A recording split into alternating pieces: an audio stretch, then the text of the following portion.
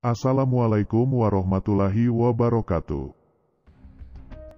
Pembahasan kali ini akan membahas seputar ruang lingkup meditasi. Silakan tonton sampai akhir video agar memahami secara jelas dan tidak salah paham. Sebab, ini merupakan bekal dasar dalam mempelajari ilmu kebatinan. Dalam pembelajaran keilmuan seperti ilmu tenaga dalam, mentransfer energi, ketajaman dan kepekaan batin, baik indera keenam ataupun ketujuh, haruslah mampu menguasai unsur-unsur dalam diri, agar ilmu tersebut bisa dipelajari dan dikuasai. Sebab, jika seseorang yang ingin mempelajari keilmuan tersebut, akan tetapi, orang itu belum menguasai unsur-unsur pada dirinya, tentunya akan menjadi hambatan besar dan akan sulit menguasai ilmu tersebut. Untuk menguasai suatu keilmuan batin ada tata caranya, tidak hanya sebatas berdoa dan menggunakan amalan saja. Tentu, ada usaha dan tindakan lain agar ilmu tersebut bisa dikuasai, terkecuali orang itu beruntung mendapat anugerah dari Allah secara langsung tanpa melakukan tindakan apapun.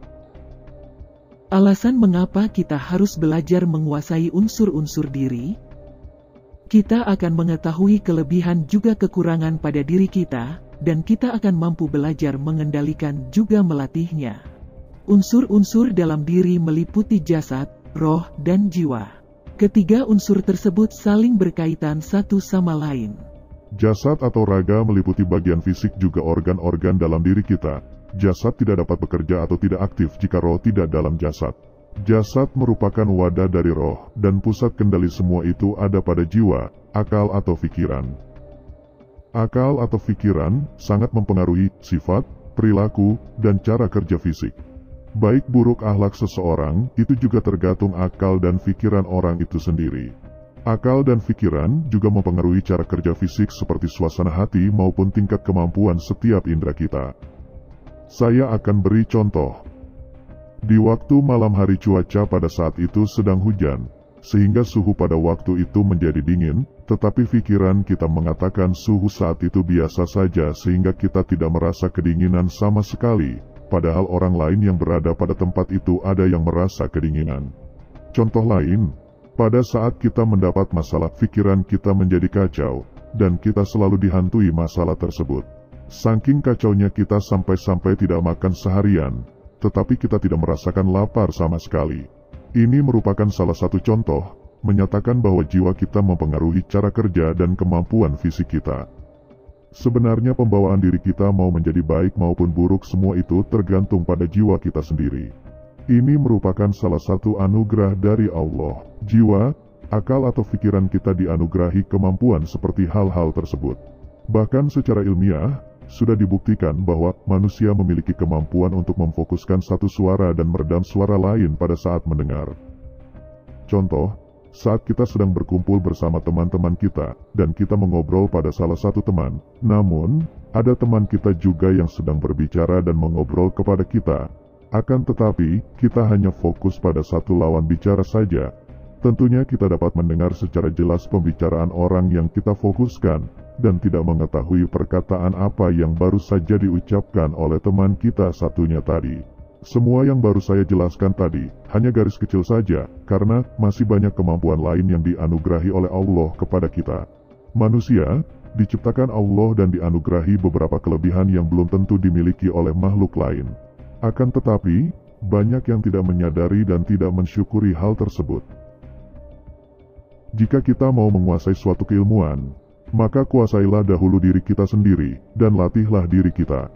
Salah satu cara untuk pengendalian unsur-unsur diri selain mengendalikan sifat nafsu, yaitu dengan cara meditasi. Meditasi sangat berguna untuk mempermudah kita dalam pengendalian unsur-unsur diri, yang mana pada intinya akan membantu kita saat mendalami ilmu kebatinan. Tetapi, ada hal yang harus kita ketahui jika melakukan meditasi untuk tujuan keilmuan batin, sebab meditasi juga memiliki tahap-tahap tersendiri dan tidak boleh asal-asalan. Dimulai dari tahap dasar. Pada tahap dasar, kita tidak diwajibkan untuk membaca suatu amalan. Kita melatih fisik kita terlebih dahulu untuk membiasakan melakukan meditasi. Meditasinya pun sama seperti meditasi pada umumnya. Lakukanlah meditasi dalam ruangan terlebih dahulu. Jangan langsung praktek di alam terbuka. Di waktu meditasi, tenangkanlah diri dan atur pola pernafasan. Kalau pola pernafasan kita tak beraturan, tentunya kita akan sulit berkonsentrasi maupun mencoba untuk fokus. Lama waktu meditasi cukup semampunya saja, dan jangan memaksakan fisik jika tidak kuat. Jika kita sudah mulai terbiasa, cobalah lakukan di luar ruangan, seperti di teras atau di halaman rumah. Saat meditasi cobalah resapi dan hayati keadaan di sekitar dengan mata tertutup. Biarkan bagian indera lain yang belajar membaca keadaan sekitar. Jika kita tidak alergi terhadap aroma mewangian, cobalah gunakan minyak lavender. Aroma lavender dapat membantu kita untuk lebih cepat berkonsentrasi, karena sifat dari aroma tersebut dapat menenangkan sistem saraf, tetapi ini tidak diwajibkan. Jika kita mau menggunakan wewangian, carilah minyak yang tidak banyak campuran bahan kimia, sebab jika salah memilih wewangian, yang terjadi malah bisa sebaliknya. Bukan mempermudah, tetapi malah mempersulit diri kita. Lakukan meditasi pada waktu yang berbeda-beda pada setiap akan melakukan meditasi, karena ini secara tidak langsung akan melatih ketahanan fisik kita terhadap suhu udara, maupun melatih konsentrasi saat bermeditasi di waktu beringsik ataupun saat sunyi, dan cobalah sesekali kita berwudu saat akan bermeditasi. Jadi kita dilatih untuk dapat menyesuaikan pada setiap keadaan atau kondisi apapun. Misal kita bermeditasi dan diganggu oleh hewan kecil seperti semut, nyamuk, atau hewan yang lainnya. Jangan marah atau terbawa emosi karena meditasi yang kita lakukan pada saat itu menjadi sia-sia saja. Jika kita sudah terbiasa dan fisik sudah siap, cobalah melakukan meditasi pada alam terbuka. Tetapi, kita juga harus melihat kondisi lingkungan tersebut. Cari tempat yang tidak beresiko terhadap keselamatan kita. Dan waktu bermeditasi lakukanlah pada malam hari. Meditasinya pun boleh sebentar atau lama, asal jangan pernah melewati jam 4 pagi. Lakukan semampu kita saja dan jangan dipaksakan jika tak sanggup. Sebelum bermeditasi saya sarankan untuk selalu berwudu. Ini bertujuan bukan hanya untuk diberi perlindungan atau pagar gaib saja, tetapi ini juga sebagai bentuk menghargai makhluk yang berada di sana. Sifat menghargai tidak hanya sesama manusia saja, tetapi makhluk lainnya juga, semua makhluk ciptaan Allah. Bayangkan saja, jika kita pergi atau bertamu ke rumah seseorang, tetapi kita belum mandi dan membersihkan diri berhari-hari, sudah pastinya akan mengganggu kenyamanan orang lain karena bau. Sudah bau minta rokok gratis pula. Saat melakukan meditasi iringilah dengan berzikir atau bersolawat, karena saat kita berzikir dan bersolawat, kita akan dihindarkan dari resiko yang dilakukan oleh jin kafir. Saat bermeditasi cobalah rasakan dan hayati keadaan di sekitar, lakukan secara bergantian dengan mata terbuka maupun tertutup. Tetapi jika saat kita membuka mata dan melihat sosok jin, ucapkan salam lalu hiraukanlah dan lanjutkan berzikir atau bacakan amalan penunduk jin.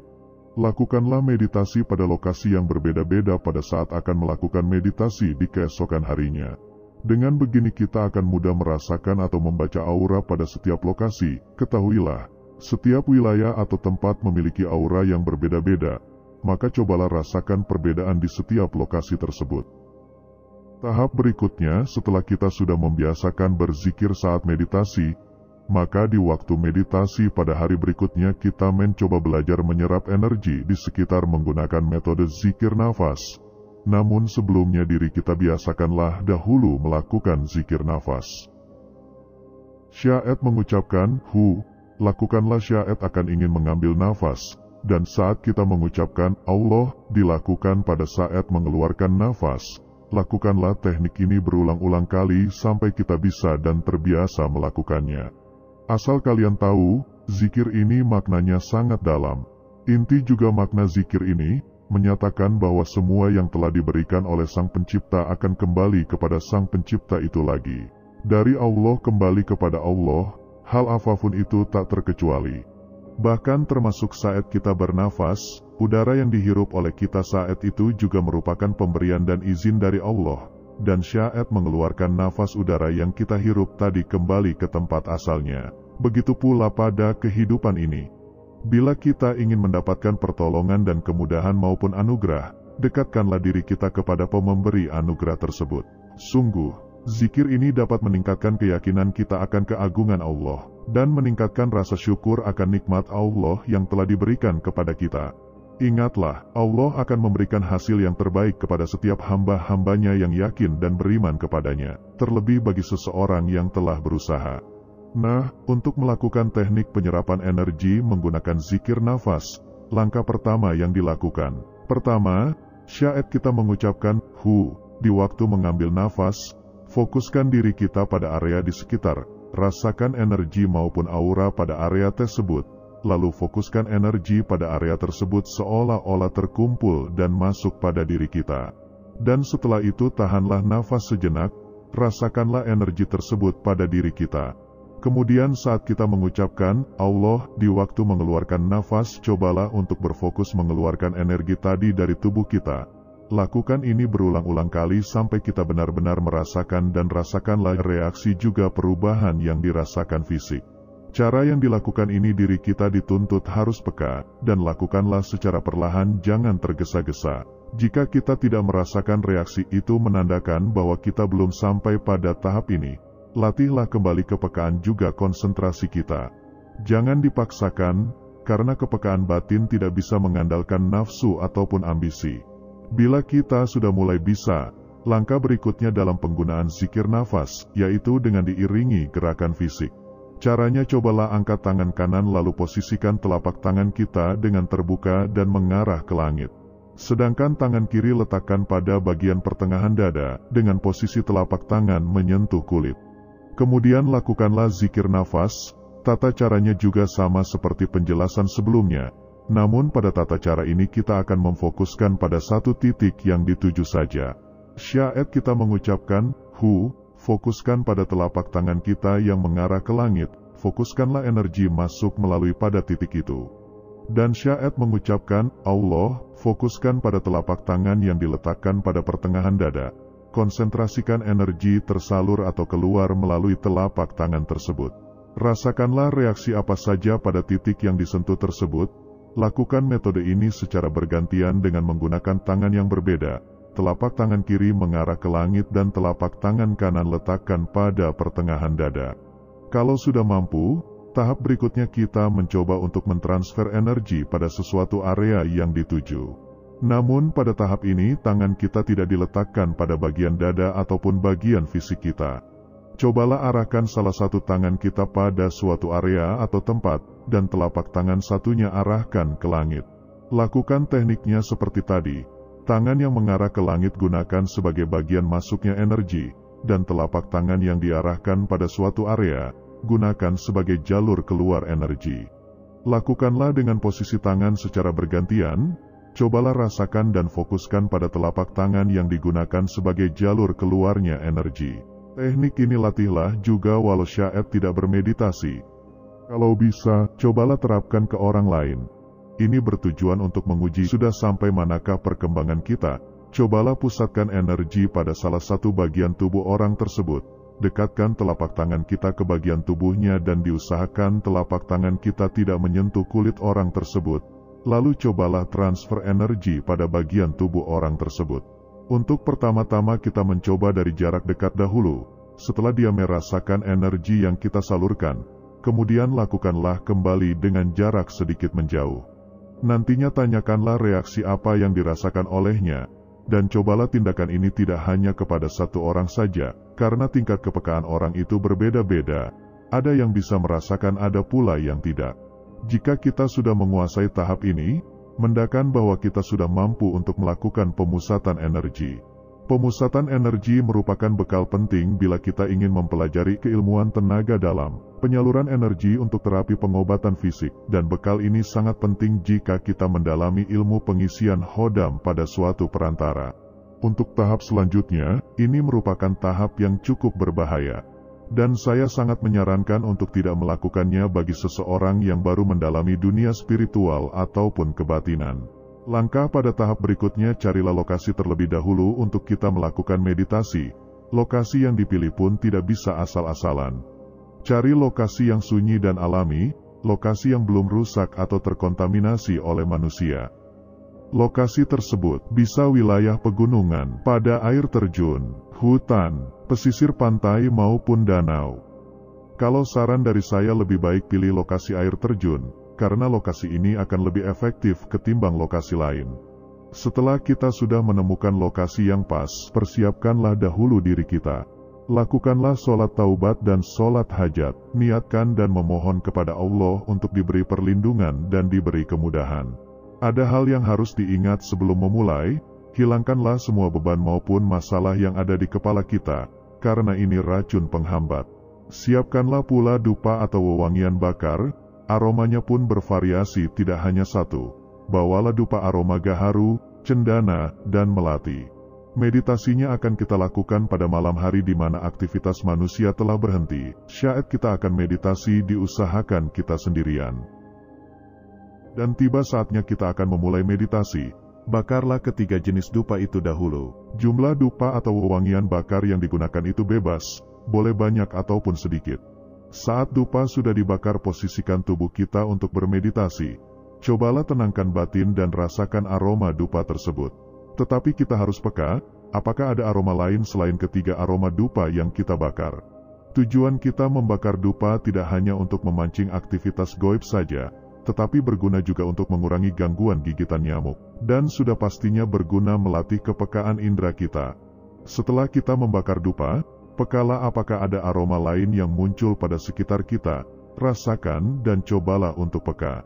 Apakah aroma itu bersumber dari makhluk gaib atau bukan, dan jika itu aroma dari makhluk gaib, cobalah rasakan apakah itu memiliki aura positif ataupun aura negatif.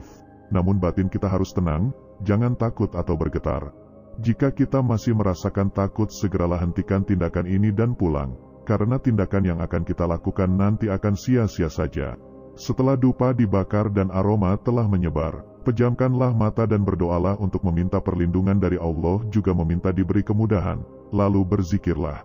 Zikirnya yaitu, kemudian lakukan zikir nafas.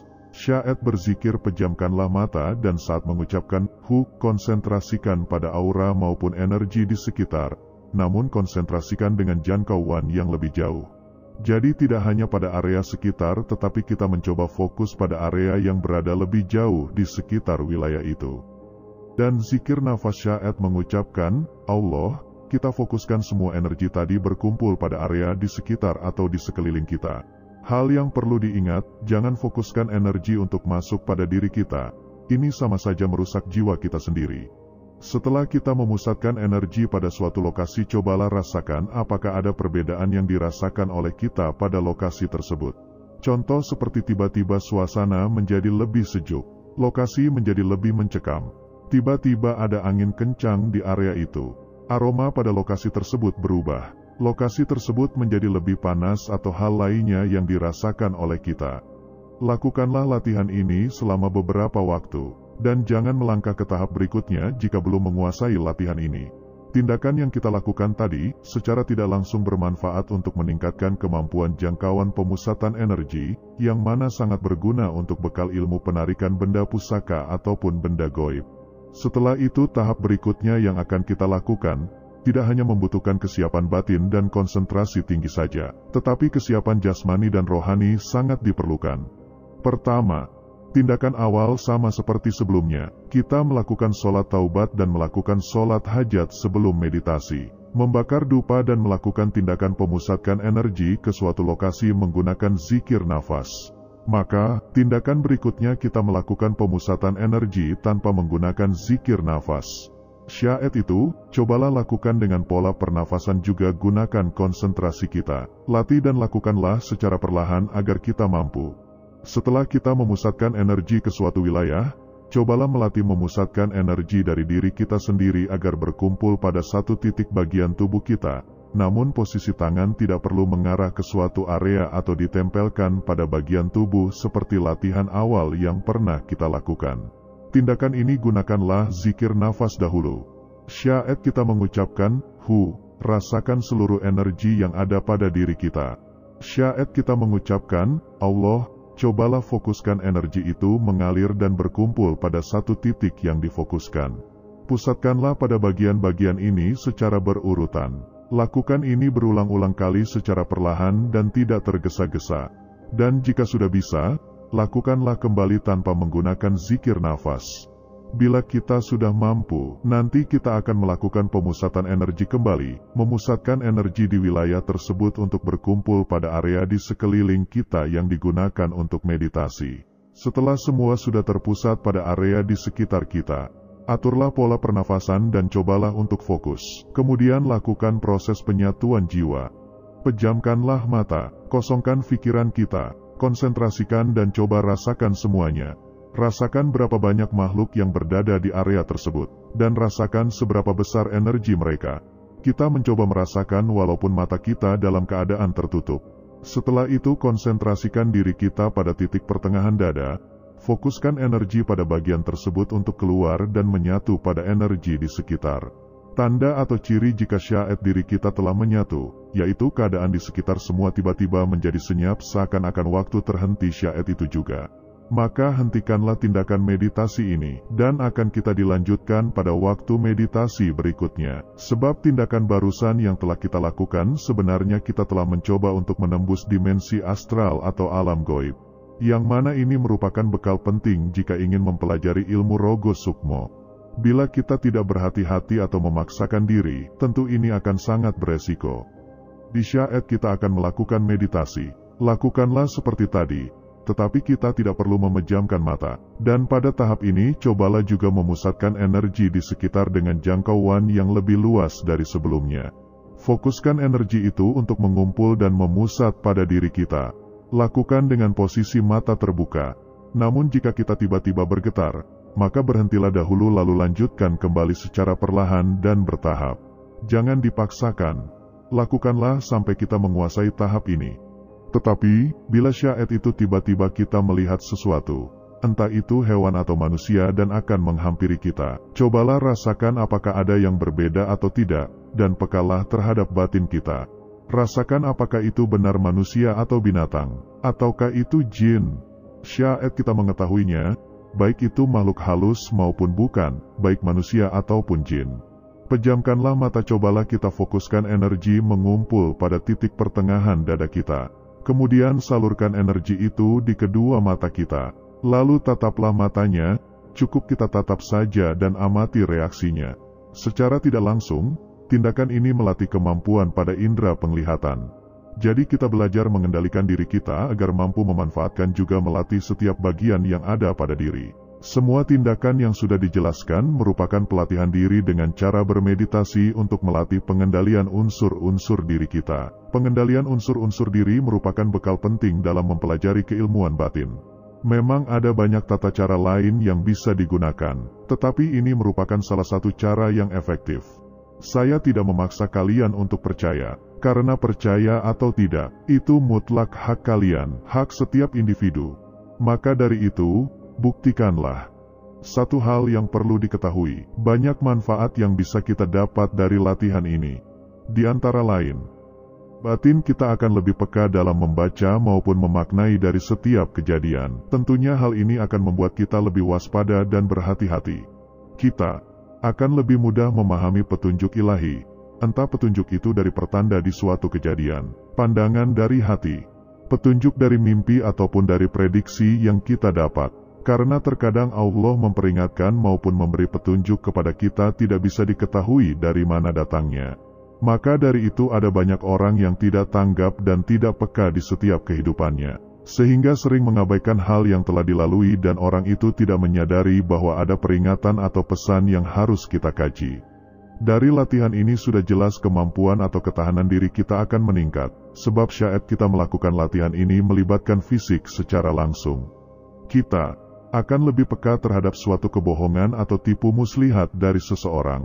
Sebab syai'at latihan, batin kita dituntut harus peka dalam suatu keadaan. Jadi secara tidak langsung batin kita juga akan peka terhadap suatu kebohongan maupun tipu muslihat dari orang lain. Kita juga akan peka terhadap keadaan seperti aura negatif atau aura positif di suatu tempat. Mampu merasakan keberadaan hal gaib pada suatu wilayah atau tempat. Kita juga akan lebih mudah jika ingin mempelajari suatu keilmuan fisik, sebab kita sebelumnya sudah mampu memusatkan energi ke salah satu bagian pada tubuh kita sendiri. Latihan tersebut juga sangat membantu dalam ruang lingkup pengisian hodam ke suatu perantara. karena kita sudah dibantu dengan bekal pemusatan energi yang telah kita dipelajari. Bahkan kita dapat mengkontrol hodam yang akan diisikan beraura positif atau negatif. Dan pada intinya, bekal ini akan sangat membantu dalam mempelajari suatu keilmuan batin. Ingatlah, kita akan sulit untuk menguasai suatu keilmuan bila kita belum menguasai diri kita sendiri. Jangan sampai ilmu tersebut menguasai diri kita, tetapi kita yang harus menguasai ilmu tersebut.